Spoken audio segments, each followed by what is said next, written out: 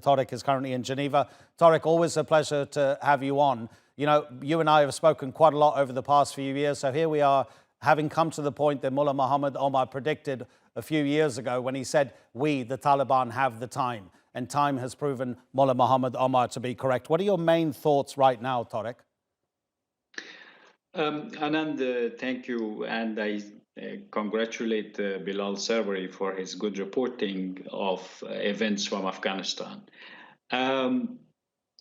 What's happening now is that peace has prevailed in Afghanistan in the last couple of days. The entry of Taliban into Kabul happened without a bullet being fired.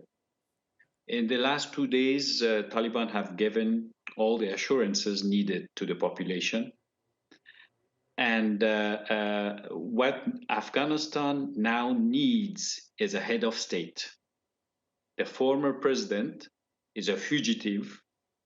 He left with bags of money. His government fell flat. All the ministers escaped. And once they escaped from abroad, they started incriminating messages against each other. So we are sure Ashraf Ghani is not coming back. That part of Afghanistan's history is over. Now what Afghanistan needs is a head of state. A country cannot be a territory without a head of state. It is by coming to Kabul and occupying the seat of the government that the Taliban will fulfill this international requirement. The head of the Taliban, Mullah Baradar, is in Doha right now, but he should make plans to come to Kabul. Yesterday actually, President Karzai, Dr. Abdullah, and Gulbuddin Hekmatyar, three of the elders who have not fled from Kabul, called on the Taliban to come and start governing, basically. And they are ready to help the Taliban. They are not asking to be in the Taliban's government. They can be in a shura, in a council.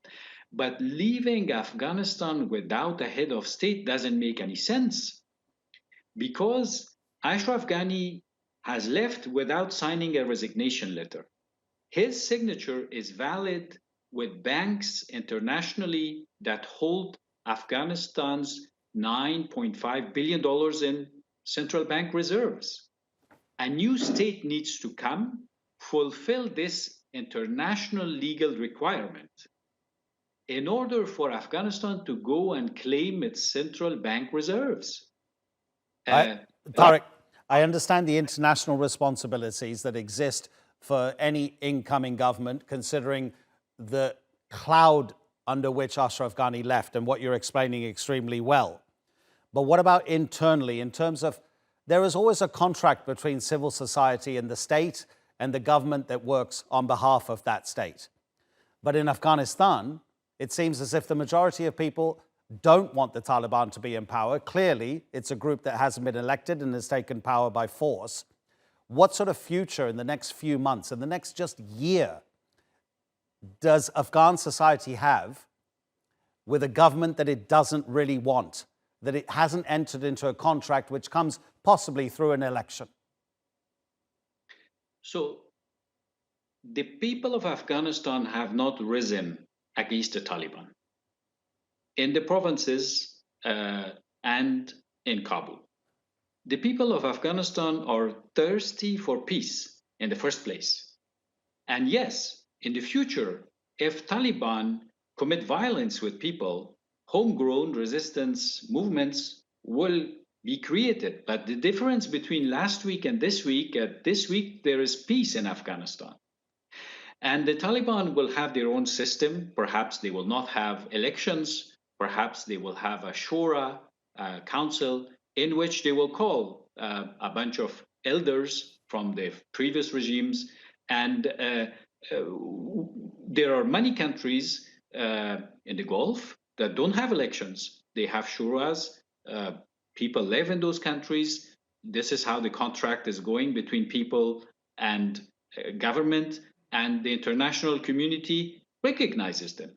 So when it comes to governance of Taliban, we may not undermine them. These people have won a struggle against what they called an occupier for the last 20 years. They know what they are doing.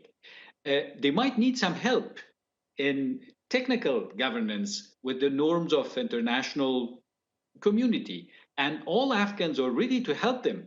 We want peace to prevail in our country.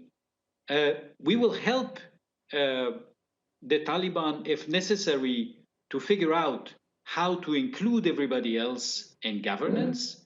But what we don't want is to end up like Kashmir without a head of state, or Somaliland without a head of state, where the international community will have no interlocutor to talk to about Afghanistan. Today, the ambassador of Afghanistan at the United Nations is somebody who represents a fugitive president. Ashraf Ghani is known in Afghanistan for having lied to everybody. So his government is not valid. And if somebody at the United States tomorrow, at the United Nations tomorrow says, Mr. Ambassador, who are you representing? They will be justified. We need a head of state. We need a foreign minister. We need a finance minister to talk to the World Bank. We need a foreign minister to talk to the world bodies. The Taliban should take this responsibility and come and fill this legal void. Governance, as long as there is peace, and as long as the Taliban welcome and respect others, so far they have. They did in Herat with Ismail Khan, and they have given bodyguards to President Karzai. I think we're going in the right direction. It is not easy. We cannot say everything will be good, but we need to now put together the pieces so that Afghanistan can become a recognized state at the United Nations. Torek, thank you so much, as always. Really appreciate it. Torek Farhadi in Geneva, former advisor to the Afghan government.